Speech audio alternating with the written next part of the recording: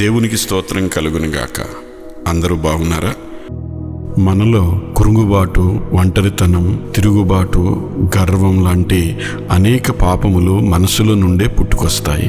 నీ మనసును నీవు నియంత్రించుకోలేకపోతే ఇవన్నీ నిన్ను నియంత్రిస్తాయి, నీ జీవితాన్ని చీకటిమయం చేస్తాయి. అందుకే మనం చూసేవన్నీ వాస్తవాలుగా మనం అంగీకరించకూడదని దేవుడు మనకు బోధిస్తున్నాడు. తమ ఆలోచనలను అనుసరించి చెడు మార్గమును నడుచుకొనుచు లోబడనొల్లని ప్రజల వైపు దినమంతయు నా చేతులు చాపుచున్నాను. యెషయా 65:2. ఆయన తలంపులతో మన మనస్సులను నింపుకోవాలని ఆయన ఆశిస్తున్నాడు.